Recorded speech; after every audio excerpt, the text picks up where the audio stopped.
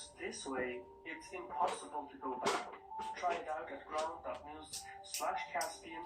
You can subscribe through my link to get 30% off unlimited access for as little as $5 a month. Money is the power to command others. As a social institution, money was historically tied to precious metals. But since coinage was liable to clipping, wearing, and debasement, its social power derived not from its metal content, but from the state whose mark it bore. In an anarchic global system, though, there can be no world state, and since monetary systems are inherently national, global money regimes reflect the interests of the currency issue great powers. Since 1944, monetary power has centered in the United States. With Western Europe in tatters and Eastern Europe falling behind the Iron Curtain, Washington used creditor power to pry open Britain and France's imperial trading blocs. Post-war Reconstruction loans were predicated on importing American food and manufacturers and granting Washington veto power at lending institutions, including the IMF and the World Bank. A system of fixed exchange rates, convertible with gold, held everything in place. But while Washington initially enjoyed a major trade surplus, NATO expenditure and military buildups in Korea and Vietnam dragged its international payments into the red. By 1964, America's payments deficit was due solely to overseas military spending. But the formation of vested interests and the insistence that such outlays were vital to national security prevented Washington from pulling the plug. As American allies exchanged their dollars for gold, convertibility became unstuck. Soon thereafter, the volume of circulating dollars exceeded the legal limit of 4 times Washington's gold stock, and after exhausting every expedient available to keep convertibility afloat, in August 1971, the Nixon administration abandoned gold and devalued the dollar by 10%. In doing so, Washington stumbled upon a geopolitical masterstroke. Foreign central banks could no longer check the United States by exchanging dollars for gold, but nor could they repudiate the dollar's legitimacy. Doing so would render their vast dollar holdings worthless. And since American corporate stocks were too risky and its real estate too illiquid, foreign central bankers' only option was to recycle their dollars into interest-bearing U.S. Treasury securities. Failure to do so would have also caused a dollar oversupply, granting American firms a competitive devaluation against European industry. Washington's allies thus had no choice but to accept dollar hegemony. The dollar had become the world's problem. Untethered from gold, Washington pursued overseas military spending without constraint. Dollars sent overseas would be exchanged for local currency, flowing into foreign central banks and cycling back to the United States as Treasury bill purchases. There was no theoretical limit to this new circular flow. Effectively, the perpetual rollover of American debt acted as a military subsidy. American strategists could encircle Russia and China with 800 military bases, knowing the money spent would boomerang home. All while, fear of an international monetary breakdown prevented other states from calling America's bluff. The United States' debtor status thus cemented American power, and its dollar-making capacity excluded it from the austerity rules it applied to other dollar-debt states via the IMF and the World Bank. A 1974 deal with Saudi Arabia bolstered this power further. Riyadh would sell oil in dollars and recycle the proceeds into U.S. treasuries. Combined with American agricultural dominance, this meant unilateral dollar sanctions could strangle hostile powers from food and energy imports. Naturally, geopolitical rivals saw this system as inequitable, instead pushing for a new international economic order despite lacking the hard power to pursue it. reality, though, it were American businesses that made de-dollarization possible when they offshored their production to China in search of lower wages. Mistaking money for national wealth, Washington saw profit rates increase, but the real wealth of nations is their productive capacity. And as North America deindustrialized, Washington's growing import dependency and China's industrial development became a geopolitical friction point. Beijing also grew wary of funding its own encirclement by the Treasury bill standard, but its exposure to the dollar system kept it in an uneasy balance, not least due to its holding of $1 trillion of American debt. Instead, it was China's partners who provided the catalyst for de-dollarization. Since 2000, American sanctions designations have increased by 900%, escalating following Russia's annexation of Crimea and expanding to Chinese technology firms like Huawei. Initially, most major economies swallowed these measures, but freezing Iranian, Venezuelan, and Afghan sovereign assets pushed the envelope. And in 2022, the tipping point came when Washington seized $300 billion in Russian assets and suggested revising U.S. law to disperse the funds for Ukraine's reconstruction. This decision, more than any other, ended dollar hegemony. Though Washington may dislike Russia's invasion of Ukraine, the hard fact is countries will not bank with a state that seizes foreign assets. A modicum of trust, even between enemies, is needed. This trust is now gone, and since many predict a Chinese-American conflict soon, Beijing's belated de-dollarization efforts are designed to avoid Russia-style sanctions. Thus, for now, bilateral and multilateral deal-makings allow China to manage its dollar decoupling while providing states like Russia and Iran with an economic lifeline. This has given many smaller states the green light to follow suit, a fact acknowledged even by the US Treasury. Central bank dollar reserves are proportionally declining, while Russia, China, India, and the EU are building swift alternatives like SPFS, CIPS, INSTEX, and SFMS. For example, Beijing has struck a currency swap deal with Argentina worth 130 billion yuan, which is about $19 billion. This freezes up the latter's dollars to service its IMF debts. Meanwhile, China has brokered a deal between Iran and Saudi Arabia, which gives it the diplomatic heft to match its buying power with the world's top oil and petrochemical importer.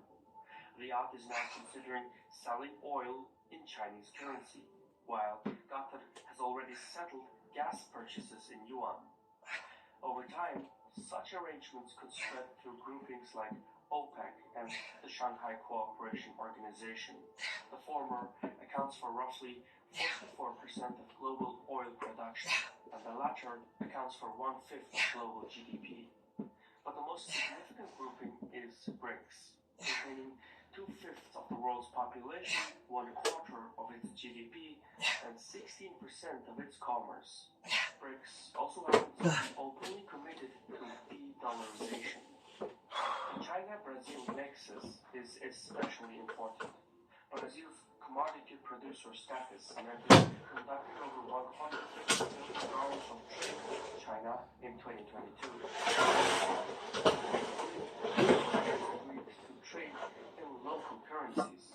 They plan to employ the new development bank to provide 1/3 of loans in local currencies, facilitating more manageable debt repayments.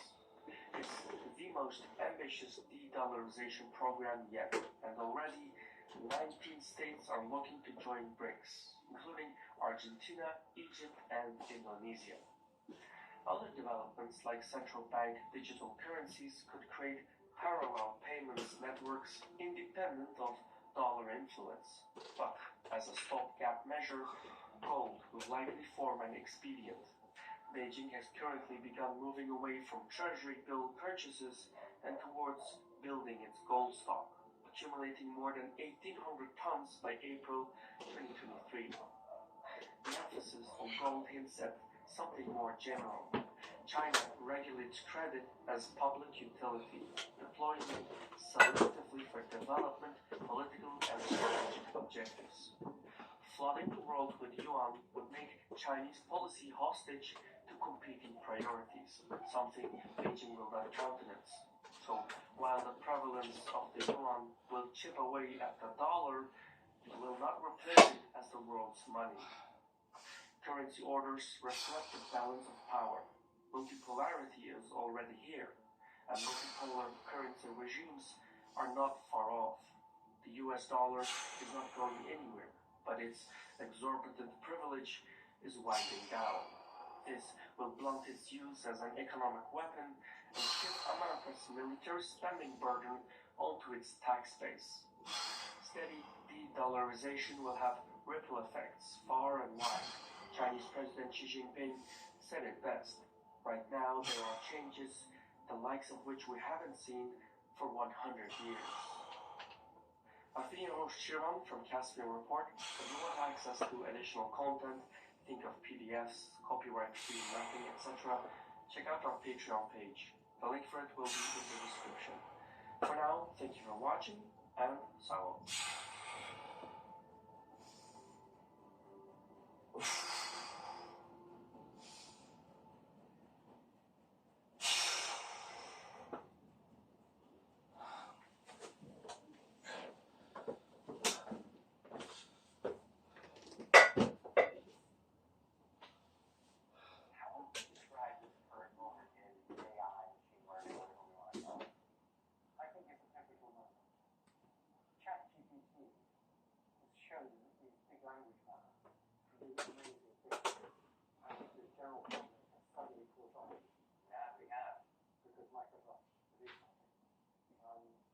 They're suddenly aware of stuff that people in big companies have been aware of for the last 5 years. What did you think the first time you used ChatGPT? Well, I've used lots of things that came before ChatGPT. ChatGPT itself didn't make me much. GPT-2, which was one of the earlier methods, right, amazed me, and a model at Google amazed me that could actually explain why a joke was funny. Oh, really? Natural language, I'll tell you. Yeah, you tell them a joke. Not for all jokes, but for quite a few of them, you can tell me why it's funny. Okay. And that, it seems very hard to say it doesn't understand when it can tell you why a joke is funny. So if ChatGPT wasn't all that surprising or impressive, were you surprised by the public's reaction to it? The reaction was big.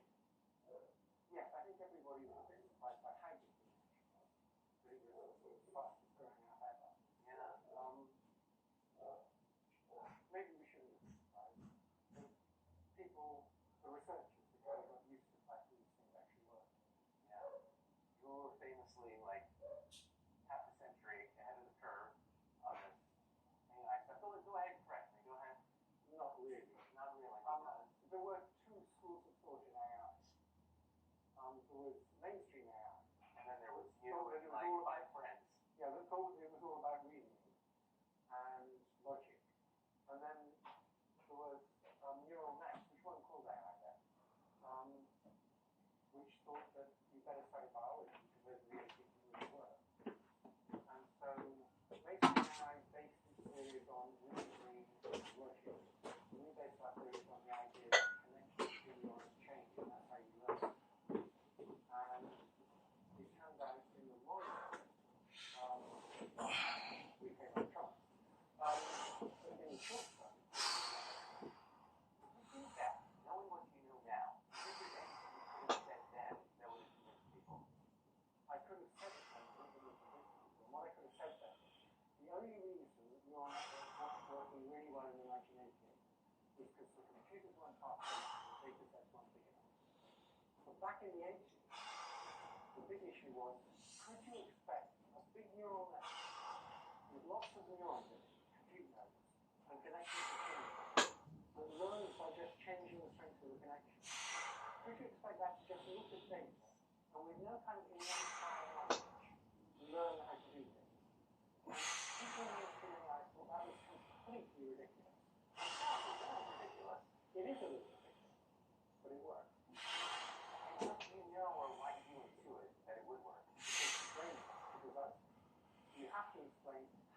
we could actually probably do things that we didn't evolve. Like reading. Reading is much easier to evolution. But we can learn to do that. Mathematics, we can learn. So there must be a way to learn in these environments. Yesterday, Nick Frost, who used to work with you, told us that you're not really that interested in creating AI. Your core interest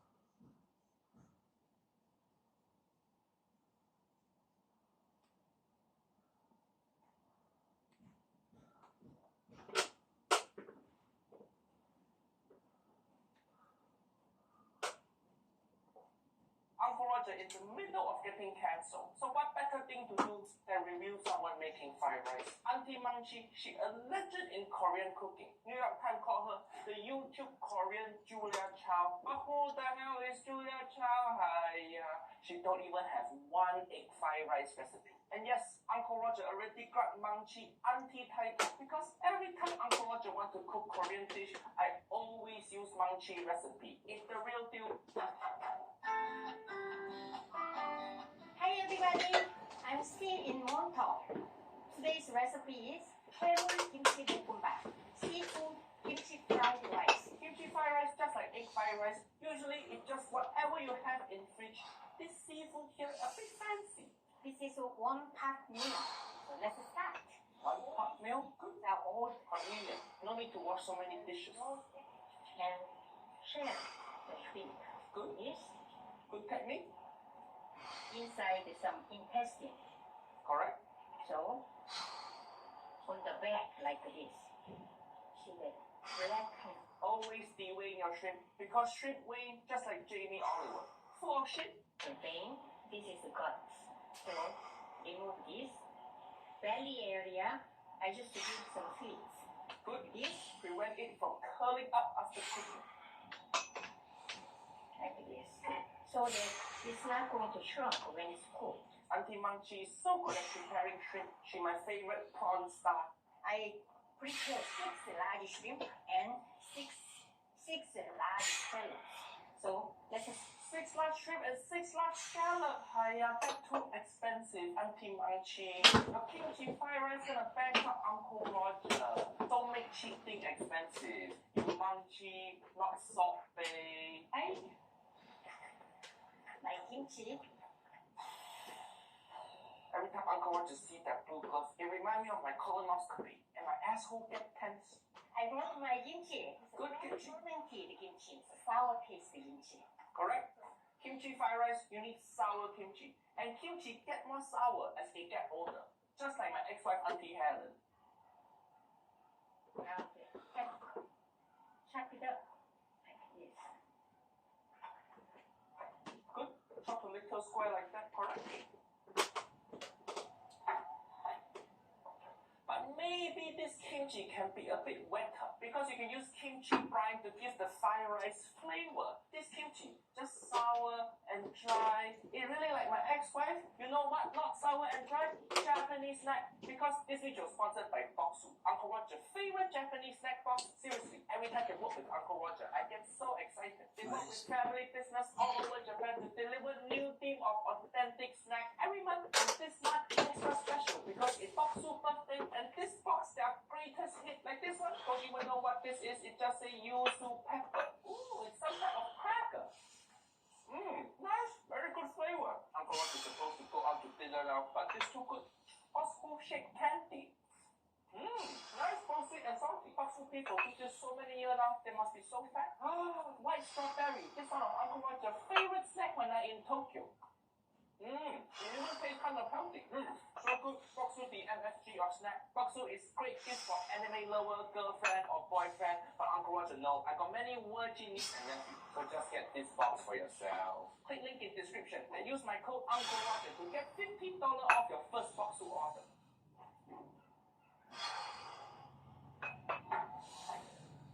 I gotta go inside and wash all this chopping board. Many nieces and nephews think Uncle Roger gonna say, "Hiya, Auntie Manchi, why you show us cleaning chopping board?" But this actually is very important step. Kimchi on chopping board, it leaves the color and smell inside chopping board. So you have to wash it immediately. Otherwise, your parent gonna smash you. Asian parents, they love their chopping board more than they love their children. My knife and my chopping board everywhere. They have to follow me to cook. If I'm lucky, the place where I stay, they have a really sharp knife. But mostly knife is very dull. So that's why as long as I decide to cook, I need to bring my knife. Yeah. Correct. Listen, nephew, you ever stay in any Airbnb? The knife dull as shit. Trying to cut with Airbnb knife is like trying to cut with potato. Useless. Dull knife for dull people. That's why every time you're going traveling, bring your own knife. Fuck the police. If you're right to bear knife for kimchi fried rice, that's the Asian Second Amendment. Got it correct? Good smashing. And onion. Onion optional because kimchi already strong flavor, but it's okay. One green onion. Spring onion good. In Korean cooking, if in doubt, just throw spring onion in there. Usually correct. At the heat of pan. For you. Did Auntie Manchi bring this gas stove with her also? Nice. Auntie Manchi should travel in her luggage. Got sharp knife, gas stove. That's how you can tell she really loves food. She rather look like terrorist than use induction stove. I will just add 2 tablespoons vegetable oil. Vegetable oil good. And add this garlic, onion, green onion. Green onion is a bit too early, Auntie Manchi. And it's a bit weird to saute inside pot. Why don't you just use saucepan? Keep stirring until very crispy and brown. See? Brown, crispy, oil.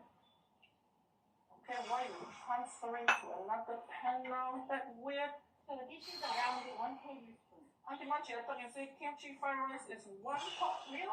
This is a 1 pot meal. But then you use 2 pot. Is this fried rice in open relationship or something?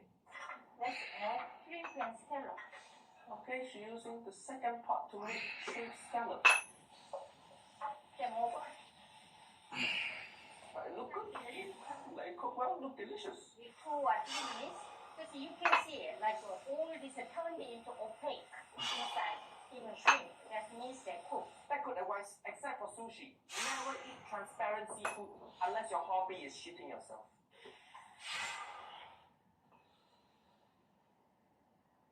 What is this? Why Auntie Manchi cooking in field of giant green dildo? Sorry, children. Another plate. This Auntie Manchi definitely got cleaner. She's using so many dishes and pans. I made rice. This rice is made with 1 cup short grain rice. 2.5 cups rice. I hope that leftover rice Auntie Manchi, but it kind of looked like fresh rice. Kimchi going correct? Stir fry kimchi a bit good. And then let's add rice. And I will add around 1/4 cup water.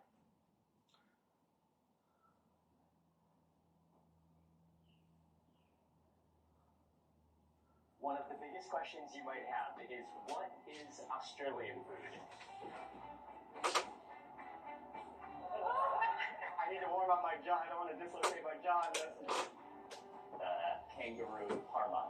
Oh, it's so thick and juicy. This is one of the dishes I'm most excited to try here. First beef, crocodile. Today I'm taking you on an ultimate Australian food tour to find out, what is Australian food?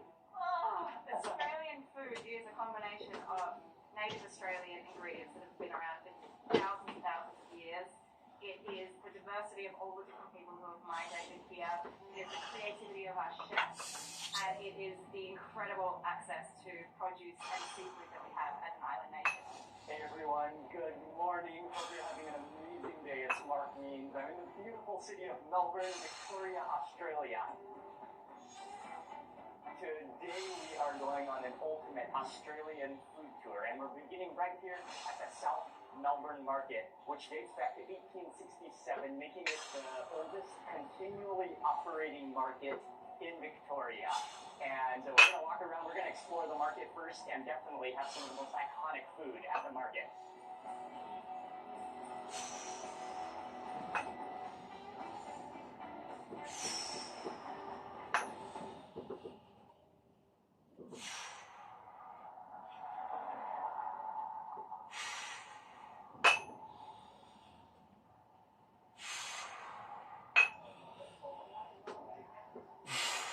Also, these are the original jam-filled ball donuts.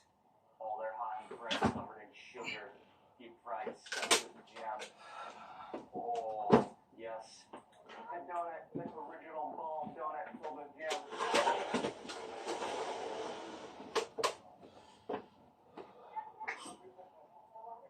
Oh, yeah. Oh, it's really good. It's crispy, sugary, and you've got that tart, sweet jam on the inside just oozing out. Kind of the type of donut that when you eat, your mouth is just covered in sugar. So much sugar, fluffy and crispy. Oh yeah, that's sweet. That's pretty good. The donut to begin with was excellent. We're gonna proceed walking through the market. It's kind of like, I mean, there's almost everything you can imagine all under one roof, from clothes to plants to lots and lots of food. And so we're new to the food section, but it's a beautiful market with a lot of history, and I just love the culture of markets and what's available and the community that forms from markets. Next up, what are we trying? Classic meat pie. And the sausage roll. So what's the significance of a meat pie in Australia? It's a footy. Footy? It's a cricket sport. It's just, oh, it has to do with sports. That's how they wear a lot of it. That's where the love affair came from. Okay. No tables, no chairs, standing, steaming hot pie, and a lot of tomatoes. The most Aussie beef meat pie. This is the sausage roll, okay. And these are the classic Aussie meat pies. Classic Aussie beef meat pie. Okay. What is the tomato sauce called? We call it dead horse. Dead horse? You want to squeeze the sauce all over the top? Squeeze the sauce all over the top. And then you go in.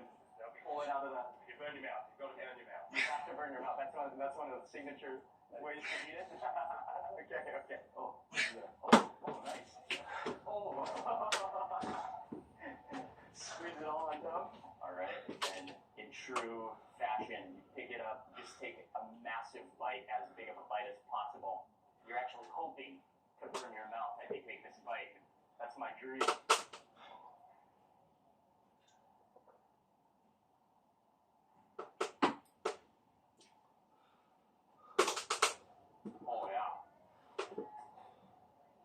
Oh yeah. It's crispy. It's gooey. You got the beef in the center, and then you do have that kind of tomato sauce that is kind of tart on the inside. It's so wet and juicy.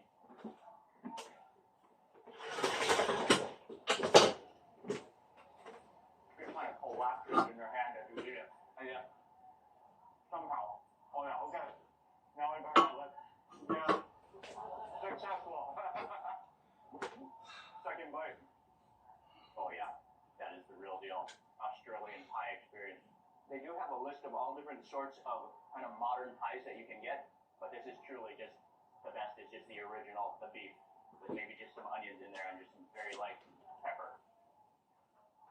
And then the sausage roll, oh, that's heavy.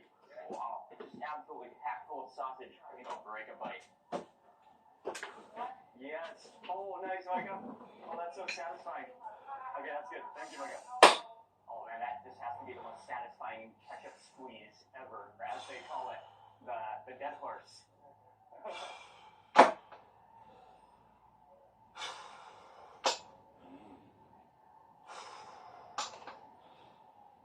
That is warm and comforting and meaty. A little bit mushy. And then I do love that tomato sauce. It's more, I think it's less sweet and more tart than ketchup, so it gives this nice acidity to the saltiness. It's really good. But definitely, the meat pie was my favorite.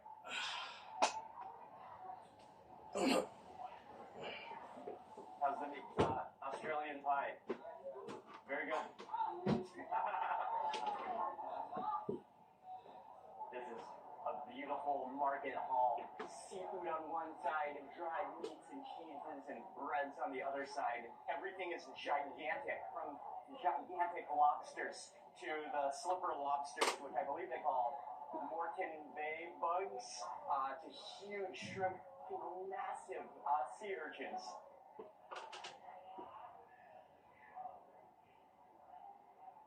And good to see you again. Good to see you again. Yes. Welcome to Melbourne. Thank you very much. I had met you earlier today, and then we see you at the market. And some oysters as well as some massive, that's a huge sea urchin. You come here often to the market? Yes, I come here like not every weekend, but I used to walk around. Oh, okay. I used to be a chef before. Oh, awesome. I used to get my stuff. Oh, yeah. This one, well, the best place to call oysters. For seafood? Yeah. And oysters. Okay. So he's invited us to have an oyster. Okay, thank you. Let's go, man.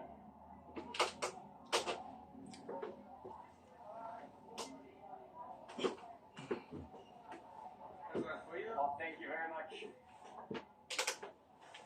All right, man. Cheers. Thank you. Thank you very much.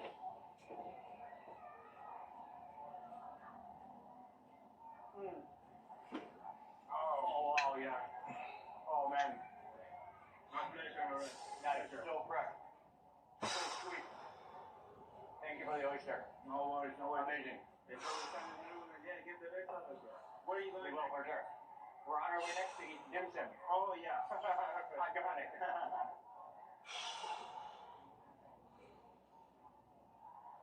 Here we go. We have arrived. The original South Melbourne Market, dim sums, legendary, established 1949.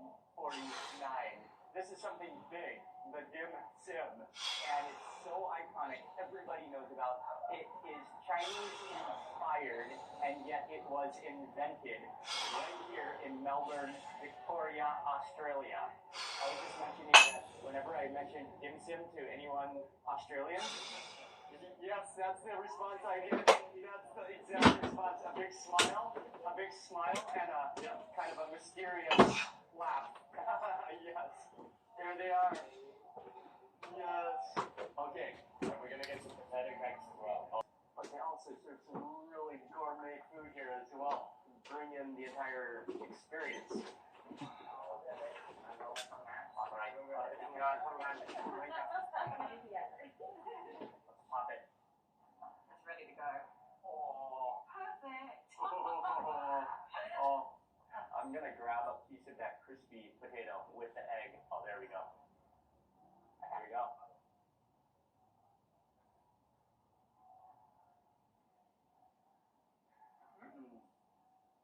Oh, the porcini. Super savory. So aromatic, so meaty. That's wonderful. Barramundi omelet next. Yeah. Barra. The Barra omelet. You can say. I love. Oh, it's like that. This is kind of in a nest shape as well. Oh, it's got a bit of hit. It's got a bit of spice. You'll be pleased about that. Oh, wow. Oh, I love the acidity of the tomato in there, and the chili, and the chives, and the beans. Oh, that has such an umami. I love the texture of it too. Half runny, half cooked. So it just creates this gravy that just coats your mouth. Next up, the coffee garden. It was more of an ice cream, and then all sorts of different coffee representations. The formations and the stacks of ingredients are pretty impressive. Get a little bit of everything down the line. Oh, there we go. That's everything in one bite.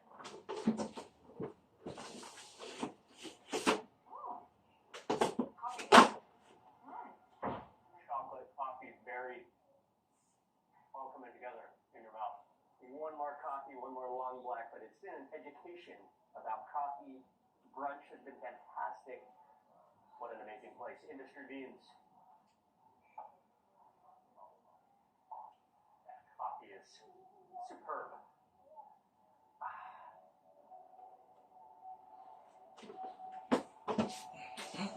Where are we going next? We're going to Terra Twilight, where you can see on the sign it says night people, great coffee, food, and cocktails, which is bang on, really.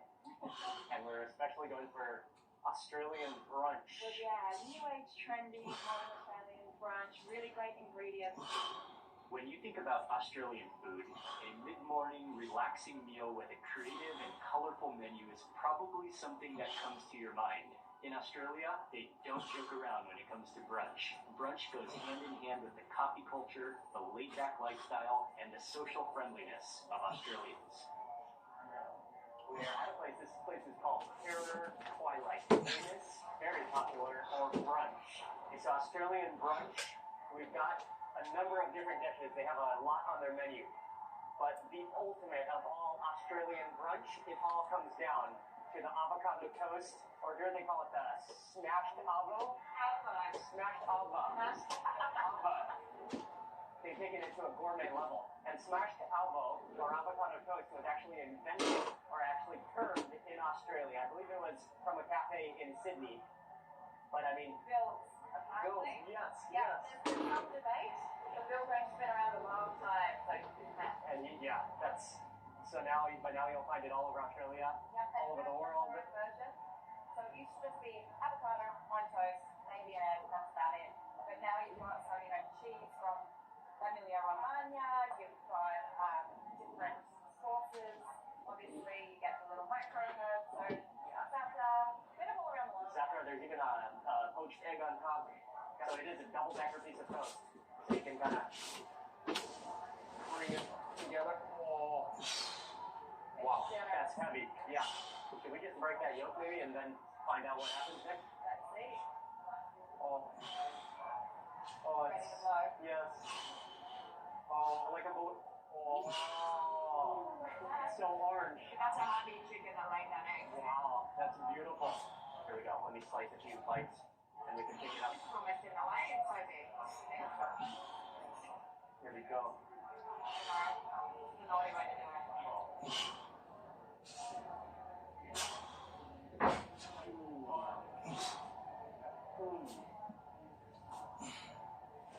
Oh, wow, yeah. Almost has a little bit of a Mexican flavor, though.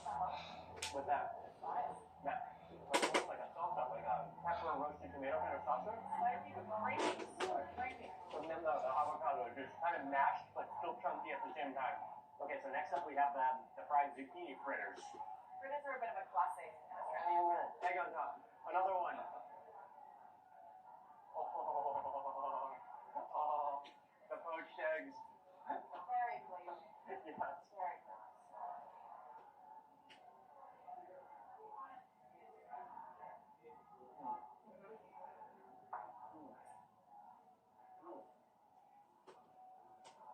Almost like a bhajia.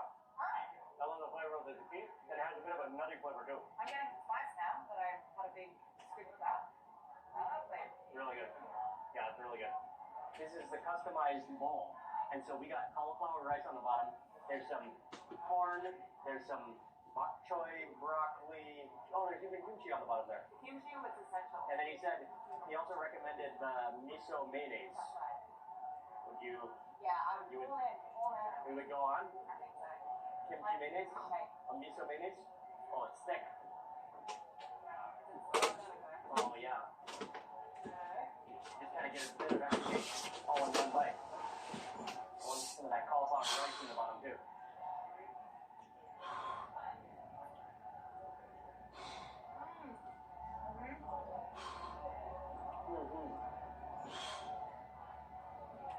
The acidity of the kimchi is what makes it.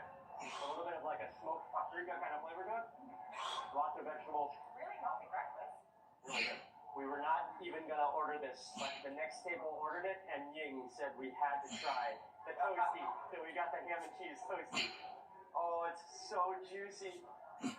Oh, the stack, it has to be picked up. There's so much ham and cheese and mustard. Look at that cheese.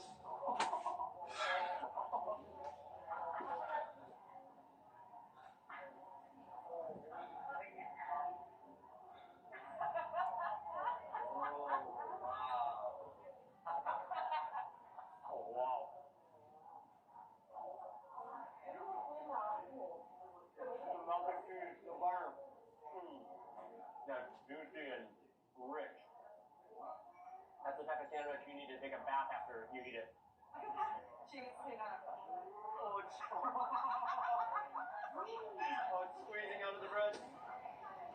No, we've got some gelatin. Look at that cheese. Hold and pull. Oh, it's going. It's going. Oh my gosh. Whoa. I can't get any higher. Go to the roof. Go to the roof.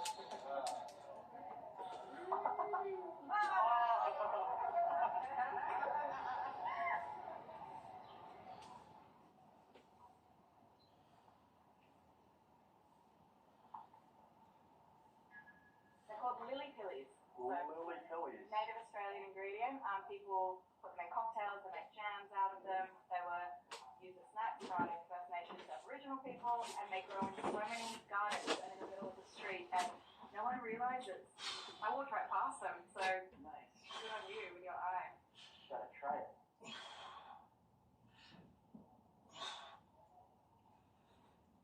Oh yeah, it's like almost like a rose apple. Oh, delicious, sour, native Australian ingredients. Yes, that's street fruit. That is literally Above the bin. street fruit. Oh, it's so good. Oh, we like them, huh? So sweet and juicy and sour. Yeah. A bit of dryness. Yeah. A little cotton. Yeah, like when you bite into a banana peel. Yep.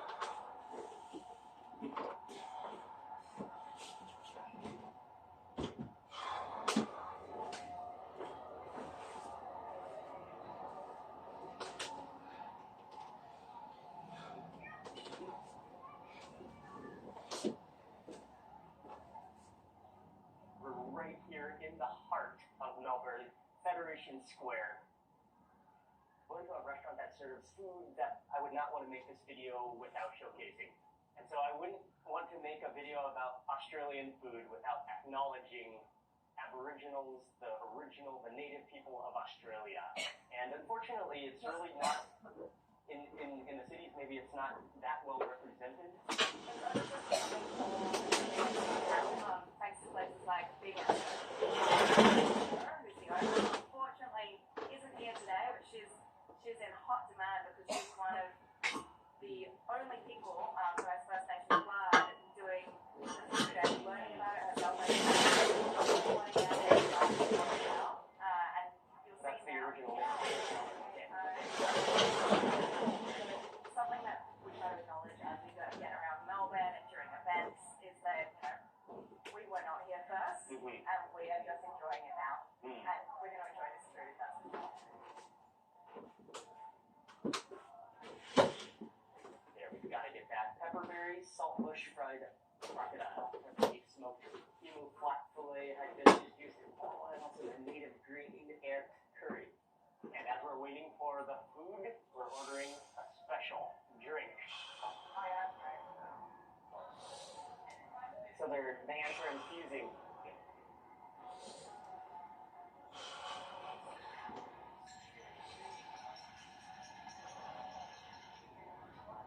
The green ants go in.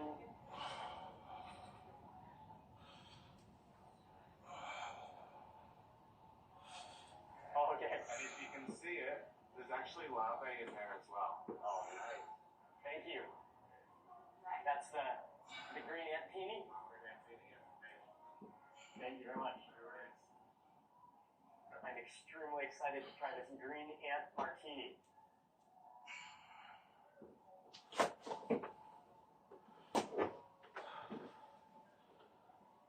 Yeah. I mean, that's strong and cold and refreshing. And they're infused within the gin, but I think they're giving off a little bit of a sourness that is strong and refreshing.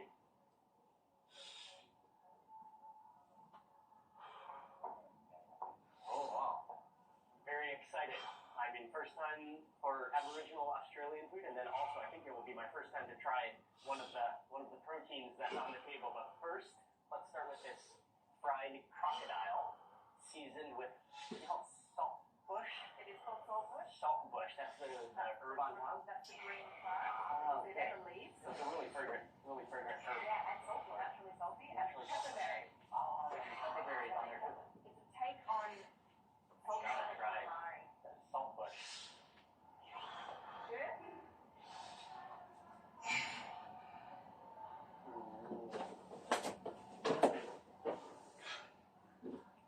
Excellent.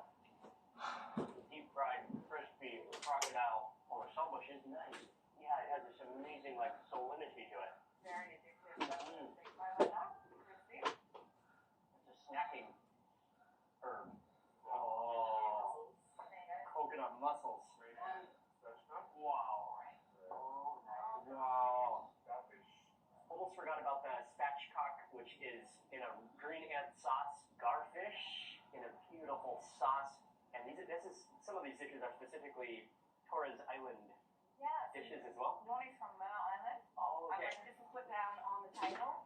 We were told that this is how they would traditionally prepare it in Mer, so Awesome. really, really enjoyed South food, which is great. Let's try this emu first. This is one of the dishes I'm most excited to try here. The grilled emu. That's cassava on top. What is it? Cassava. Oh, okay. Fried cassava. Oh, nice and juicy there. And especially, oh, this is like juicy.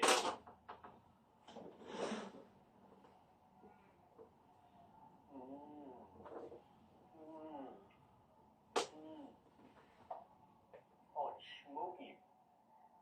And feels lean. So juicy. Wow, it's not gamey at all. No, it's good. Is it? I think it was natural. That's delicious. I think that might be my first time to try emu. The chicken here, oh, you can see a lot of herbs in that sauce. The ants on that lemon. Maybe we should sprinkle lemon. Yeah, get the lime on there. You smell the spices in here as well. And this green on top, that's a native crawler almost design called Oregon good. greens, and it's absolutely delicious. I'm gonna just grab. Oh. Look at that oily sauce.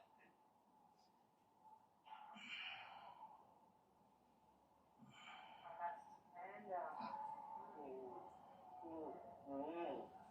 Oh yeah. There's a sourness from the green ants, right? A sourness maybe from your diet, from the leaves that the ants eat or from whatever the ant is eating. That sauce, you take the lemongrass. It's very earthy tasting. Very Oh man, it's good. And the spatchcock just melts in your mouth. It's so tender. Okay, I'm gonna move into these mussels next.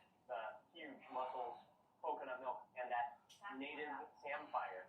Oh, look at that, how bright it is. Cheers.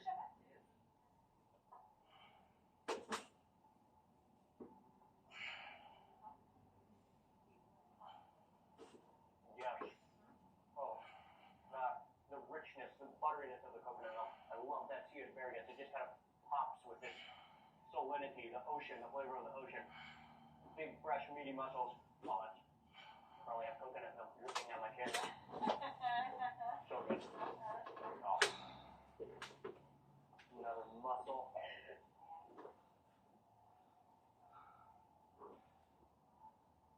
Oh. Sweetness. And Victoria's known for our mussels. Oh, okay.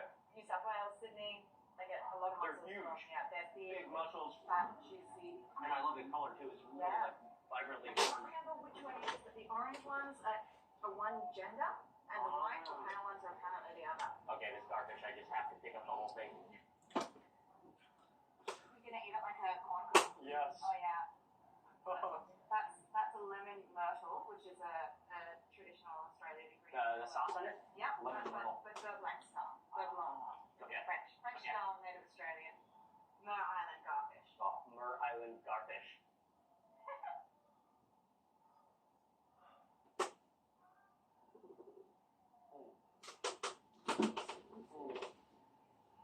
Oh, it's so good. Herbaceous. Oh, the green chilies. A little bit of heat to it. A little bit sour. Smoky. Squeeze on a little bit of lime juice. Oh, it's a little bit. That's a nice little spice to it.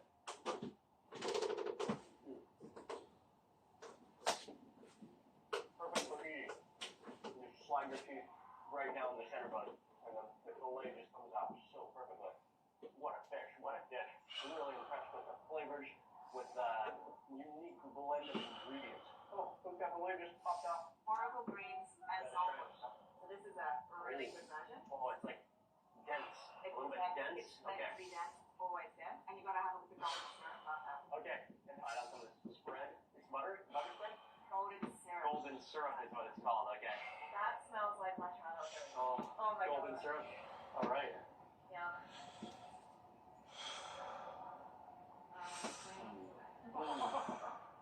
I love that.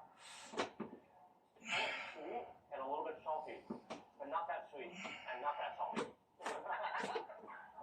Everything. Yeah. Wow. Not too much. Generous. You want to leave the teeth marks. Yes. Nice.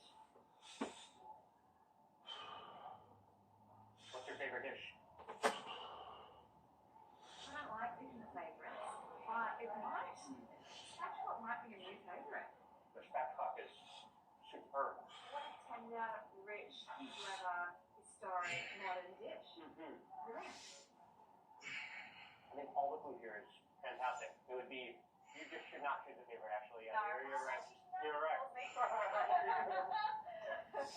No, but this This is is all so good. I wanted to just end quickly this incredible meal with an ingredient that's native to Australia, finger limes. And so this is the whole lime.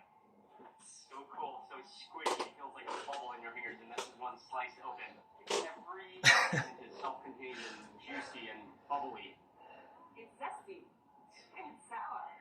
That is really fun to squeeze. Very fun to squeeze. Ooh. Yeah, that is, wow, that cleanses the palate. Great on fish, great in a cocktail, pretty good by itself. Amazingly poppy in your mouth. What a fantastic meal. Incredible. And I think definitely a new culinary experience. Sourness just went down my throat. Oh, yeah, that was just an amazing meal.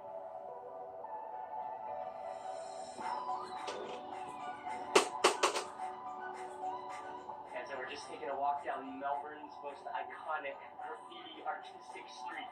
So many colors.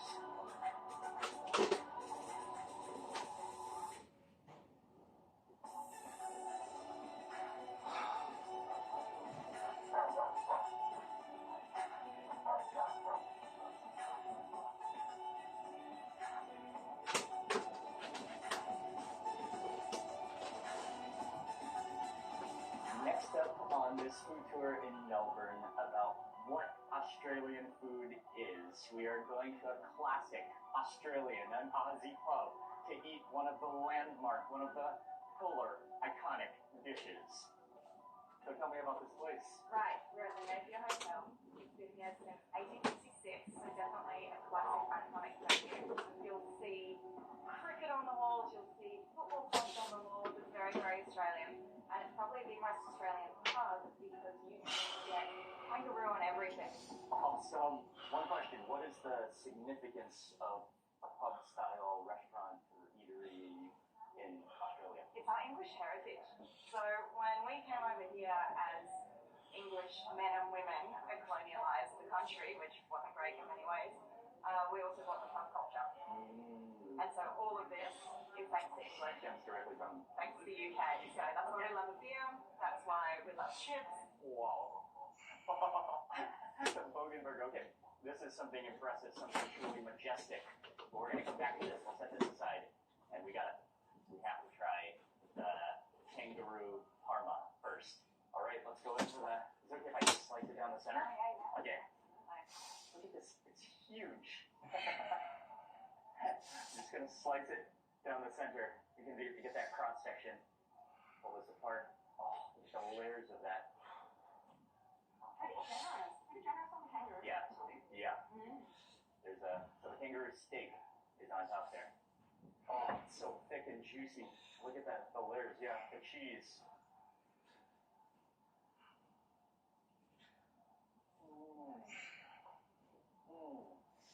At first I thought it might be kind of dry, but it's actually juicy and like the juices from the chicken from the tomato sauce.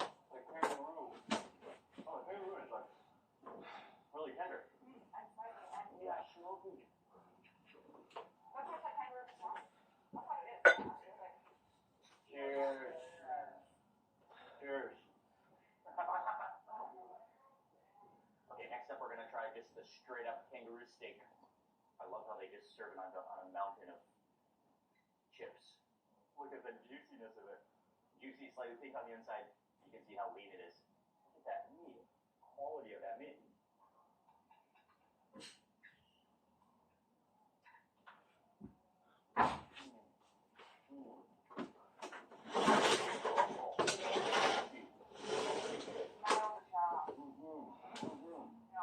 It definitely does have a little bit of a stronger aroma to it than beef, but it's still quite neutral tasting. It's like clean tasting. Yeah, very clean tasting. I wonder. The other thing about kangaroo that people don't realize is this is a complete in terms. So overpopulates, destroys the natural environment.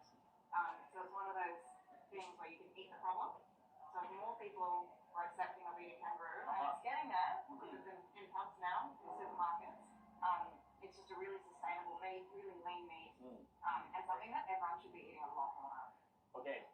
This is something gigantic, something spectacular, something almost intimidating. What do we have here? This is the Bogan burger. The Bogan burger. Tell me, what is a Bogan? Not necessarily like the best qualities sometimes. Sometimes more of the rowdy side of Australian culture, possibly. And a combination of all sorts of rowdy things, maybe in one package. It's not always like a compliment.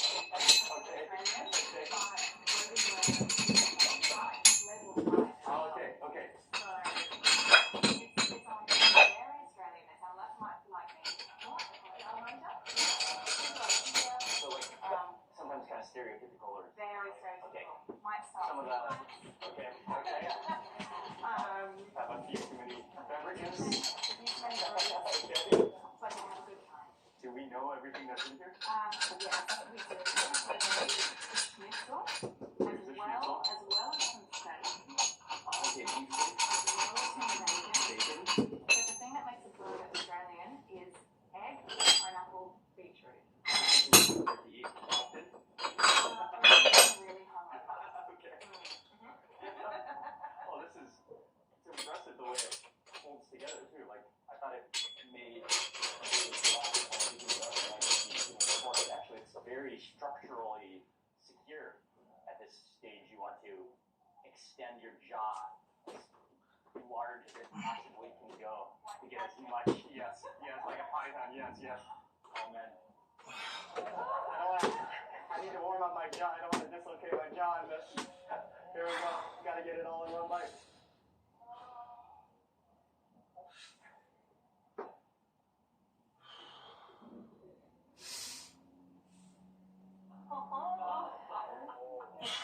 Oh my god.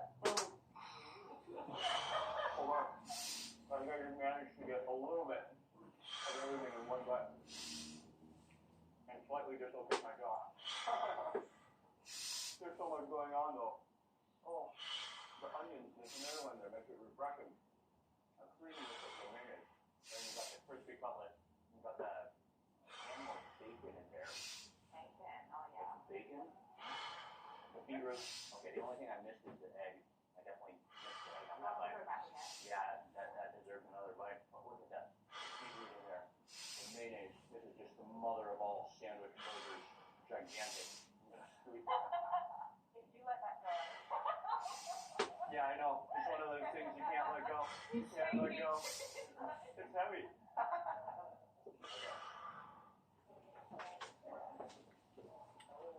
We have some tomato. We have a tomato situation. It's gone between his legs, not on his hands, so we're okay. We got a tomato down and tomato down. Oh, wow. It's actually really tasty. Like, got the acidity of the pineapple as well, which kind of like balances all the meat. I think one of the great things about something like this is just how fun it is to eat. It's not only fun, but it's entertainment. Okay, what do we have? Lamb shank. Lamb shank pie. It'll be good Aussie lamb in Okay. a pie. All right, break into this. I'm hoping it's chunky. Chunky meat in it. Oh, wow. It's like a lamb gravy. One of the things you're supposed to do is they'll burn yourself, right? Like, I mean, Yeah. it would not be a pie eating experience without slightly burning your mouth. I'd love to see all the footage of you where you've gone, oh, do it. Yes, plenty. Sometimes you have to do the air intake as you take a bite so that you get that air to cool something down. It'll be that. It smells beautiful.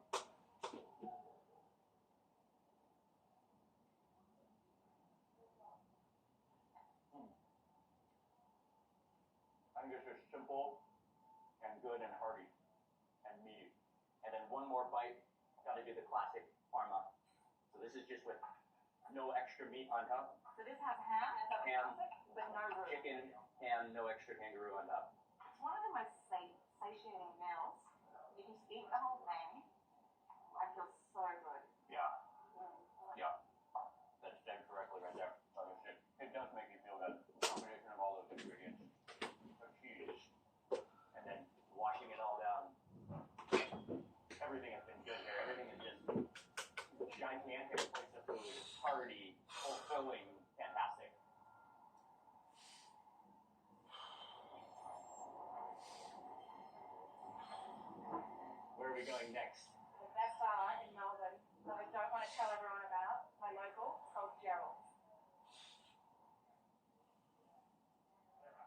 Hello. Hello. Hey. Welcome. Thank you very much. Very nice to meet you. Welcome to Piss and Vinegar. Benny. And this is my bar. We're just a neighbourhood bar, really. Lots of wine. You know, just a bit of everything. And then the food as well. And full menu, which changes every day. We go to the markets every day. We buy what's fresh, what's in season, and we cook it however we feel. So there's the menu for the day. 8 years ago, we opened a bar in Spain, cross country. Fantastic. Just because, you know, I love it there. And it's also called Gerald's in San Sebastian. Okay. Gerald's bar. Okay.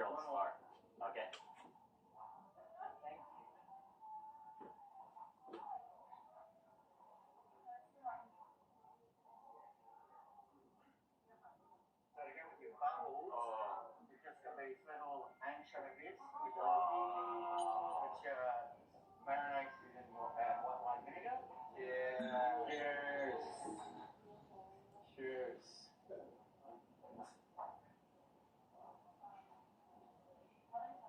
Oh, excellent. Oh, that's so crisp. Juicy. Oh, yes. Anchovies.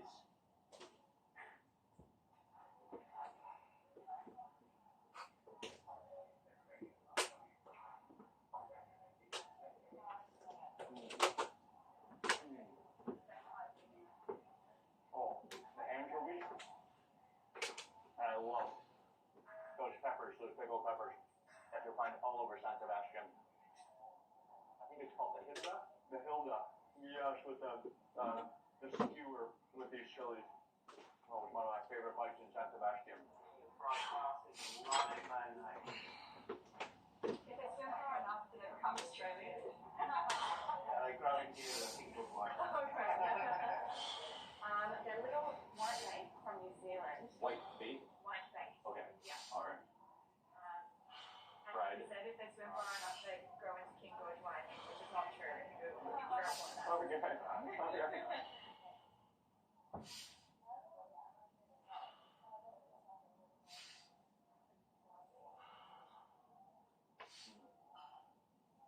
Very good. Fried. Love that squeeze of lime on top. Okay, so Gerald just brought us one more dish. This is a wallaby tartare with beetroot. It's going to be my first time to try wallaby. That looks incredible with the yolk on top and stir in the yolk. There's the crispy toast on the side. Yeah, that looks incredible. Another one of the daily specialties for the day.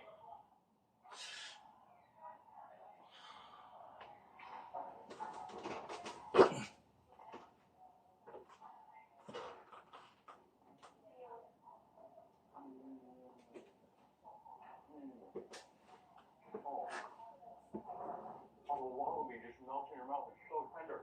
I love that yolk just mixed in. And it has this lovely tartness to it.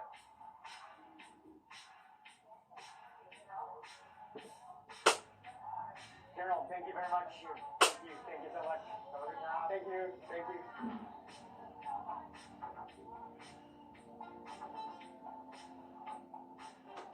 30% of Australia's population was born overseas. There's an incredible diversity of people and ethnicities represented in Australia, and you'll quickly discover that by the food. From Turkish kebabs to Vietnamese banh mi, you'll find food from around the world. One of the great ethnic culinary treasures is Melbourne's Chinatown. Established in 1854, it's the oldest and one of the biggest in Australia. I wasn't going to leave Melbourne without going to one of the most iconic restaurants in Chinatown. What's the story of this place, Supper Inn? Supper Inn has been open since 1977, Okay. which makes it significantly older than me. It's open late night. Everybody who has a big night out in Melbourne comes here. My dad used to come here after a night out. Chefs come here after a night out. Yeah, it's open until 2:30 a.m. every day, and it's known for its exo bibbies. Oh, okay.